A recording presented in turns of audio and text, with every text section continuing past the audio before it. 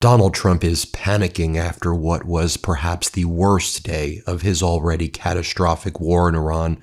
As I reported earlier, Donald Trump locked down the White House and kicked out the press all throughout yesterday into this morning, and now he has called yet another lid, kicking out the press all day today. The press have been banned from getting anywhere near Donald Trump. Hugo Lowell and others are reporting Donald Trump is threatening now to rain hell down upon the Iranians if they don't make a deal with him in 48 hours. And then he says, glory be to God. You know, one thing that we're very focused on right now at the MeidasTouch Network is the status of that other Air Force pilot that was shot down with the F-15E. And where is that individual right now? You know, just notably this morning, we learned that U.S. federal agents arrested the niece and grandniece of the late Iranian military commander Qasem Soleimani after Secretary of State Marco Rubio revoked their lawful permanent resident status, the State Department said on Saturday.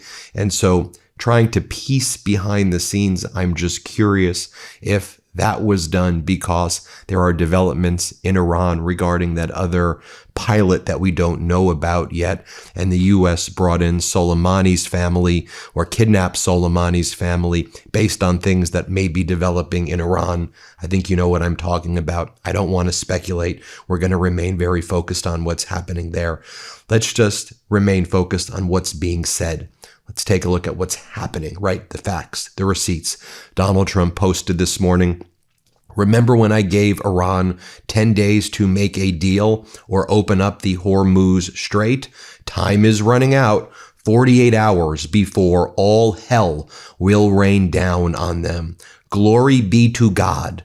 Donald J. Trump, glory be to God, while you say rain hell down on them. Again, the way he speaks is like a terrorist, is a authoritarian. I mean, it is despicable to see this type of language being used by the leader of the United States right now. And to be honest with you, you've made so many fake deadlines and have announced so many fake deals. I don't think anybody knows what the hell you're even talking about anymore. Oh, it's 2 days, it's 5 days, it's a 10-day extension. Everybody knows that you're weak and pathetic and that you're a loser. You do this on Saturday. Then on Monday, when the markets open up, you change your mind. And, we'll see if that happens again, but we'll be following it every step of the way. Also this morning, as Donald Trump makes those threats, he decides it's going to be a great idea to attack NATO again in this ranting and raving post, attacking the New York Times and saying New York Times lacks credibility. And then he refers to NATO as, quote, our severely weakened and extremely unreliable, then he puts further quotes, partner NATO. And then Donald Trump goes on to, further attack the New York Times and attack NATO. New footage is also coming in right now from the moment the United States and Israel destroyed the Karaj Bridge in Iran. I'm just going to show you this footage right now because as Donald Trump's like, we're going to rain hell on Iran. I mean, you've blown up elementary schools with little girls. You've destroyed dozens of universities in Iran. On the first day of the war, you also destroyed a gymnasium, in addition to an elementary school that was destroyed separately, where lots of children were killed.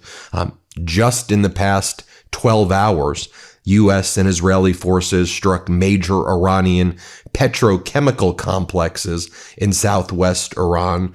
5 petrochemical plants in the Mashar area were targeted. We have photos of what that looks like as well.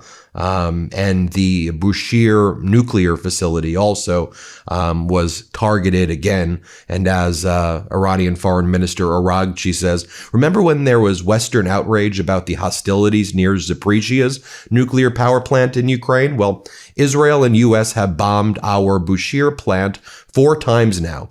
Radioactive fallout will end life in GCC capitals, the Gulf Cooperation Council capitals, not Tehran. Attacks on our petrochemicals also convey your real objectives. Going back to that footage I was talking about, let me show you this new footage showing the moments of the bombing by U.S. and Israel of the Karaj Bridge. I mean, and you can just see how the U.S. and Israel right now, by attacking the civilian infrastructure, is behaving. You can watch the video. Just watch for yourself. Here, play this clip.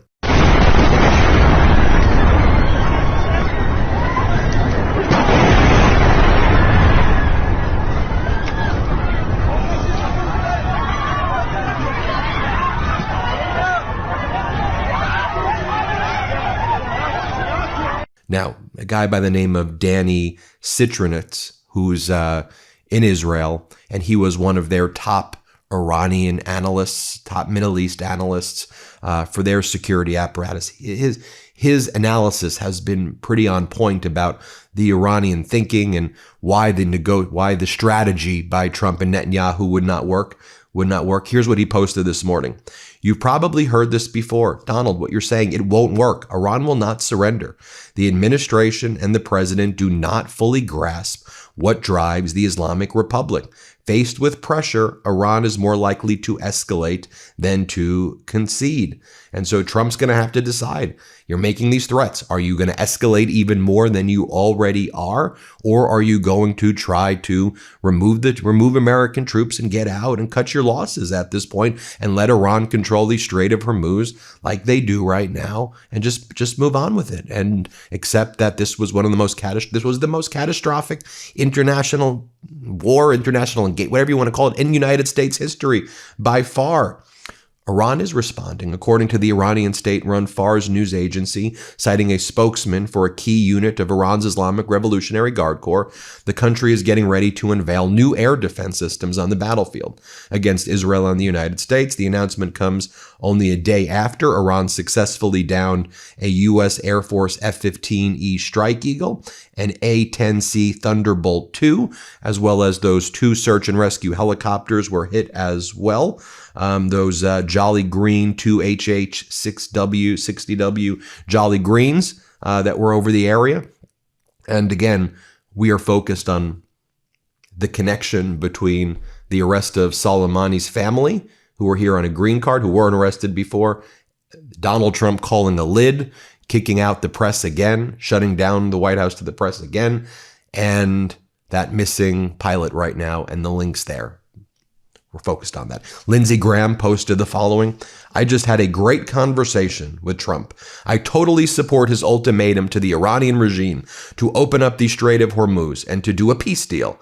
A massive military operation awaits Iran if they choose poorly. This regime has been severely crippled through Operation Epic Fury. Their reign of terror against the region and the world needs to come to an end, and hopefully through a peace deal. After speaking with Trump this morning, I am completely convinced that he will use overwhelming military force against the regime if they continue to impede the Strait of Hormuz and refuse a diplomatic solution to achieve our military objectives. If it's not clear to Iran and others by now that Trump means what he says, and I don't know it will ever be, choose wisely. Again, you sound like a corny cartoon bad guy in the shows I would watch when I was 5 years old. Like, let's be clear. This doesn't project weakness. This doesn't project strength. It projects absolute weakness. We know the Lindsey Graham who's out there in Disney World with his little bubble maker right now, doing whatever you were doing out there. And again, do you see in the language there the weakness? Lindsey Graham was, we're going to take over Iran originally. Regime change. Now he's like, can you open up the Strait of Hormuz? Donald Trump means what he says. Donald Trump means what he says. And Iran's like, let's take a look at some of the latest American aircraft losses. F-35 damage, F-15 shot down, A-10 Thunderbolt II shot down, E-3G Sentry, the crown jewel of the U.S. Air Force, destroyed. 8 KC-135 tankers either destroyed or severely damaged, unusable. 17 MQ-9 Reaper drones destroyed. A UH-60 Black Hawk damaged. An HH-60G Pavehawk, 2 of those damaged. The CH-47 Chinook destroyed. And there's probably a lot more as well. 13 American military bases in the Middle East evacuated right now. And what's Donald Trump doing? This is in real video that Donald Trump posted. This is like Donald Trump's last appearance on video. He posts this strange video comparing himself to Jesus. Here, play this clip. When somebody's nice to me, I love that person. Even if they're bad people, I couldn't care less. I'll fight to the end for them. Because the United States can't take care of daycare. On Palm Sunday, Jesus entered Jerusalem as crowds welcomed him with praise, honoring him as king. They call me king now. Do you believe it? Well, I'm a king. If I was a king, we'd be doing a lot more. I'm doing a lot, but I could be doing a lot more if I was a king. So if it doesn't happen, I'm blaming J.D. Vance. If it does happen, I'm taking full credit. Meanwhile, Saeed Jalili, part of Iran's power structure, writes as follows: "Why are reporters from the New York Times and Fox News not covering the achievements of victory claimed by Trump at Al-Dhafra, Al-Udeid, and Al-Salam bases for American taxpayers? Perhaps it would be worthwhile for a delegation from the U.S. Congress to observe these achievements firsthand at their bases in the Persian Gulf." He's being sarcastic because these bases have been abandoned by the United States military and they've been repeatedly hit by Iran, while Donald Trump claims, "Victory, we've destroyed all of Iran's capabilities. We loiter over the air and rain down hell. They can't get any of our planes." They're going to use BB guns? No, they're going to use the weapons that they're using now to shoot down the planes. They're going to use their ballistic missiles to hit the Arab nation neighbors and to hit Israel in retaliation for your invasion. They're going to use their FPV drones. They're going to use their Shahid drones.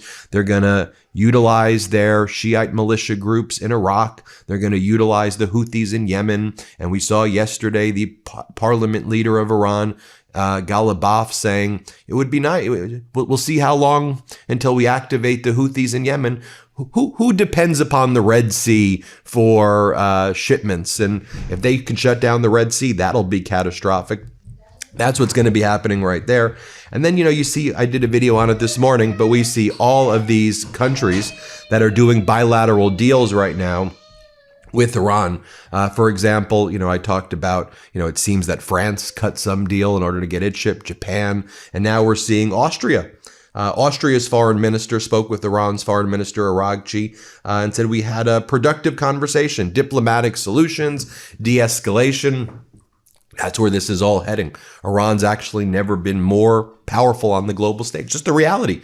You may not like what I'm saying. It's just the truth. The truth of what's happening. We'll keep you posted every step of the way. Hit subscribe.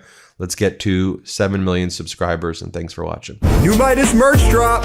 Check out the latest pro-democracy sticker packs, t-shirts, hats, sweatshirts, and more. All at store.MeidasTouch.com.